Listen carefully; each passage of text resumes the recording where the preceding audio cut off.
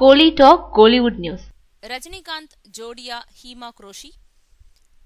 கபாலி படத்துக்கு அப்புறம் ரஞ்சித் இயக்கத்துல ரஜினிகாந்த் நடிக்க இருக்கும் புதிய படத்தின் படப்பிடிப்பு வரும் 28ஆம் தேதி சென்னையில ஆரம்பமாக இருக்கு. மும்பை பின்னணியில உருவாக இருக்கும் இந்த படத்துக்காக சென்னையில மும்பை தாராவி பகுதியை அப்படியே உருவாக்கி இருக்காங்க. படத்துல ரஜினிகாந்தின் ஜோடியா யார் நடிக்க போறாங்கன்னு இந்த படத்தோட அறிவிப்பு வெளியான நாள்ல இருந்தே பல செய்திகள் வெளிவந்தது. ஐஸ்வர்யா ராய், தீபிகா படுகோனே, வித்யா பாலன் ஹிந்தி திரையுலகத்தின் முன்னணி ஹீரோயின்கள் பெயர்கள் செய்திகளை இடம்பிடிச்சது. கடைசியா அந்த வாய்ப்பு ஹீமா குரோஷிக்கு கிடைச்சிருக்கு. டெல்லியில பிறந்து வளர்ந்து கல்லூரியில படிச்சுட்டு வந்த ஹீமா பின்னாடி மும்பைக்கு இடம்பெயர்ந்தாங்க. அங்கு மாடலிங்ல ஈடுபட்டு சில பிரபல கம்பெனிகளோட விளம்பரங்கள்ல நடிச்சாங்க. அதை பார்த்த இயக்குனர் அனுராக் கஷ்யப் அவங்கள கேங்ஸ் ஆஃப் வாசிப்பூர் படத்துல நடிக்க வச்சாரு. தொடர்ந்து சில ஹிந்தி படங்கள்ல நடிச்ச ஹீமா மலையாளத்துல கடந்த ஆண்டு வெளிவந்த ஒயிட் படத்துல மம்முட்டிக்கு ஜோடியா நடிச்சிருக்காங்க.